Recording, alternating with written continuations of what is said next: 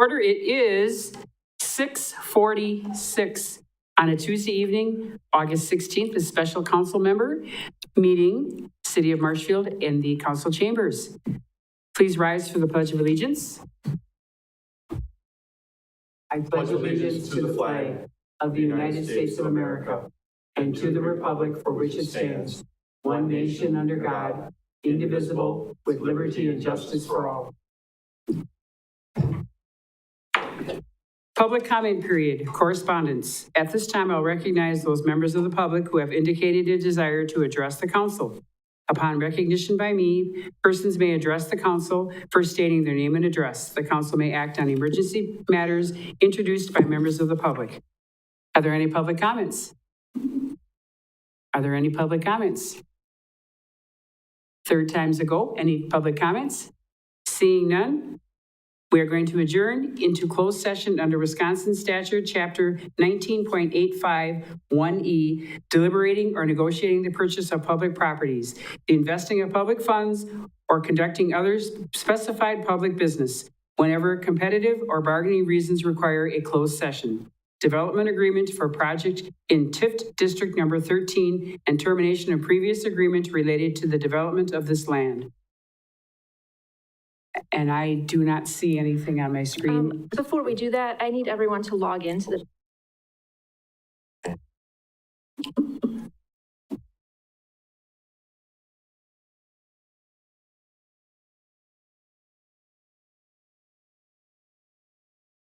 No, remove phrase.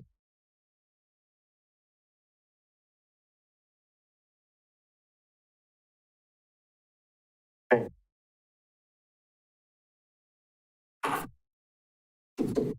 Motion by Witzel, second by Peschel, to go to closed session. Okay. I'll take it away. Thank you, Mayor.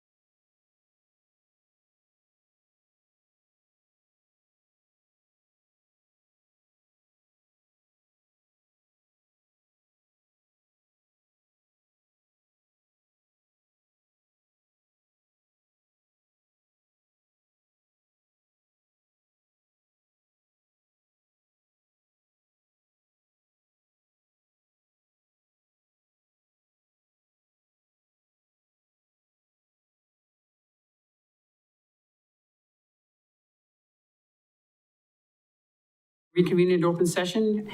Action on matters discussed in closed session. Is there Yeah, so somebody would like a big motion. a motion?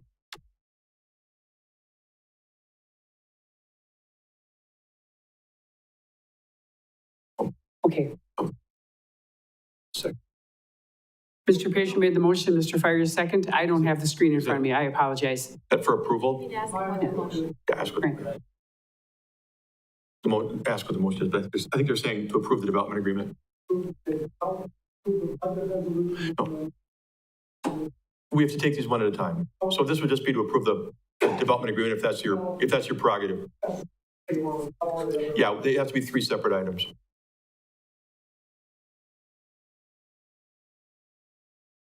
Okay, Mr. Patient makes a motion to, I'm sorry, And Fire seconded it, and Fire second, and Whistle wants to speak.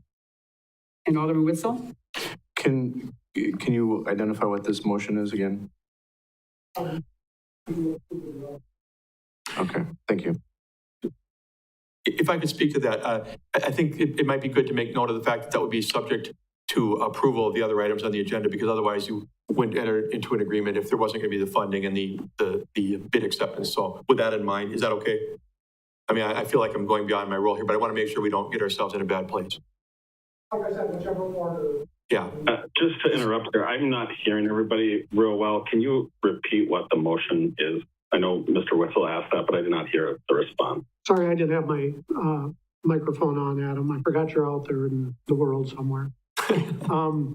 The motion is to approve the development agreement subject to the approval of the other items on the agenda for this evening. All right, thank you. And please vote. No.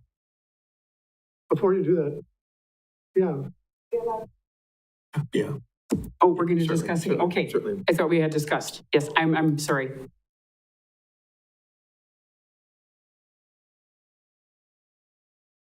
Can I request this? Wonderful. Thank you, Madam Mayor. I just have a question about this developer. Does anyone have information about this developer? About the quality of their work and things like that? Yeah, we've done a little bit of checking on their work in a couple of communities. And again, you know, it seems like the reports are positive.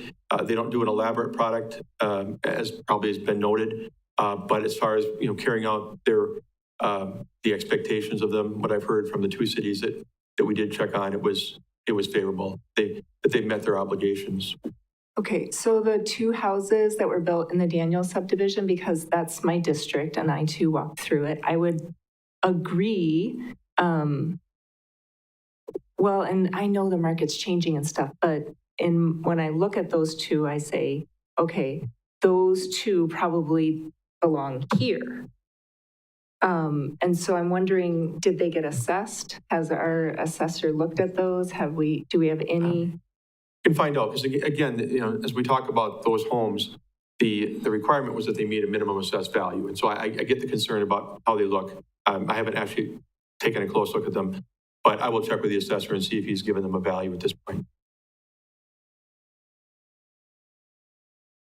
I don't know if he's placed an assessed value on them, being that they're fairly new construction, but I will certainly talk. Alderman Spiros? Just in follow-up to Natasha's question, have we looked at the home plans? Because we did want a different assigned appraised value to the homes that were in the Daniels subdivision compared to the ones that will be in the Grasslands subdivision. Is that what it's called? Grasslands subdivision. So are there different housing plans? Generally, they have, you know, just a certain amount of plan. So did he choose a different set of housing plans than the 2 houses he put up in the Daniels subdivision? Do we know that? I don't know. I mean, again, this is not a development where we have specified certain types of housing floor plans or design plans. What we have specified is that you must meet a minimum assessed value of $300,000. And if you don't, you're responsible for some payment back to the city. I haven't looked at that development agreement real recently, but I'll certainly take a look back for you. But I know that we may have shown some suggested floor plans that, but this is not a one developer project anyway. I mean, right now we're talking about Green Tree being the developer of this project. What's happened in Daniels is people have bought and built on it. They get the requirements, the expectations, but we don't give them a set of expected design plans. No, I was referencing in particular the homes that were built by Green Tree in the Daniels subdivision. Oh, I'm sorry. Not all the I'm sorry. I homes. apologize. I misunderstood that piece. Yeah, Dan? Yeah, thank you. I can try to speak to that. I might be stretching my knowledge a little bit here, but the two homes that were built in Daniels were two-story homes. The floor plans that Steve shared with you in the packet of information for tonight, there's one two-story home. There's two single-story homes and one split level. So it's possible that the two stories that are in Daniels are similar to the two-story that's proposed for the Green Acre subdivision. I haven't seen the floor plans for the Daniels homes he built, but there are three different floor plans that we know of, the two single-story and one split level that are not the same as the ones. Thank you. App? Just to be clear, though, that's not specified in this contract. They may have had some plans that they've shown as examples or something, but there's nothing binding in this contract that you should take away thinking, well, that's what they're going to use. So it's not enforceable.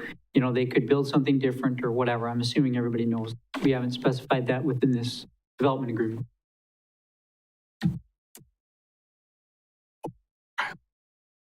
Alderman O'Reilly? I guess my question, not being through this process before, is how do they handle it if these houses do not reach the value that they're looking for? And how is that recovery of that cost dealt with through the city? I guess I'm not sure how much risk there is there if, you know, he gets neck deep into this subdivision and all of a sudden we find out a bunch of these aren't meeting the criteria of the agreement. Where do we sit risk-wise as a community? Are you talking about the number of homes being built or? Yeah, because I'm scrambling through the development agreement that I handed out earlier tonight that you have in front of you. But, he's committing to building a minimum of 8 homes per year for the first 6 years and 7 for the 7th year, which totals 55. But in fact, in this agreement, it does say that he is required, if that does not occur, and I'm not finding it, tax payment guarantee on page 4. He's requiring that he, meets those minimum assessed values of new construction. And if he doesn't, then he is responsible for paying the additional taxes. And that's fairly similar to what we do in our commercial or industrial developments if we do TIF, where, look, you say you're going to build a $3 million facility in the industrial park. Oh, too bad it was $2,500,000. You've committed to a certain tax payment. If it doesn't happen, you're responsible for making up the difference. And we've had that happen with a couple of our TIF projects before.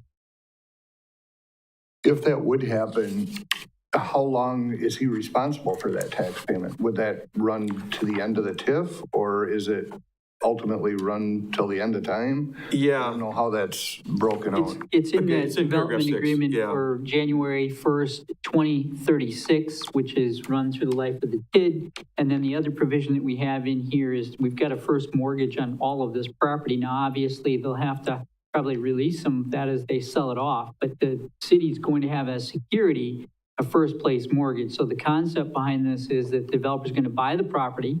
They're going to give us a first place mortgage that guarantees that they're going to perform under here. And then what it's guaranteeing is that we're going to get those payments on the tax. Even if they don't develop it, we're going to be entitled to the payment of the taxes that are guaranteed in that paragraph 4. And specifically paragraph 6 shows the plan for which the period of time will pass and when we're entitled to payment for tax guarantee. And that runs through then the life of the TID. So in theory, your mortgage interest is going to deplete over time. So let's say that they acquire the property and then they sell properties off to people as they develop it, then that amount of property closes. The only thing is, one of the things we're banking on here, and this is sort of a financial consideration, is that today, that property has X amount of value. We've even talked that the value of the property may be something around 500,000 or something like that, Dan, I think we talked about. But that once they start building on it, now, when we put our infrastructure in there, the value of that property per lot goes up substantially. So the idea is we should be fairly well secured as that moves forward. Yeah, and to add to that, the developer, did initially suggest that. That was talking with the city attorney. We felt that was the best security we could get, would be to have a first mortgage on the property. So if he doesn't fulfill his obligations, we've got a pretty clear track.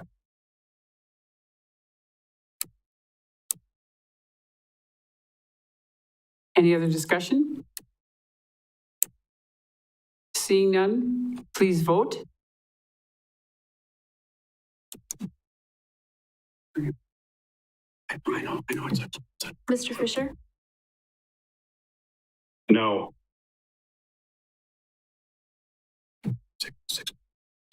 Six to 4 against.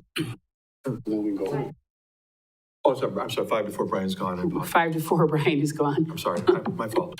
I can't read. Well, we can't see the screen, so That's we're, yeah. But it's definitely 5 to 4. It failed. Against, correct. Okay, so now, If I could comment at this point, that'd be okay. So if you look, there's 2 other items on the agenda. The request to approve the budget resolution can just go away. That's no longer relevant. We still do need you to take an action to reject the low bid for the project, since we need to be able to get back to that firm and tell them that. We always reserve the right to reject any and all bids that we get for our construction project. So you would be effectively taking that action. So we would be looking for a motion for for a that motion effect. and a second. To reject the bid. Motion by O'Reilly, Rebecca. second by Rebecca. Any other discussion? Seeing none, please vote. Can we just clarify this is to reject the bid? Pardon me, to reject. To reject Yes, it, correct, yes. to reject the bid. Correct. Dan? Yeah, I just want to point out that there's more than one bid, so you're rejecting all bids. Correct. Yeah. Yes. Correct. Good point. Mr. Fisher?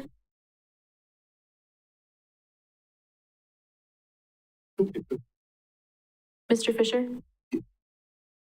Yes.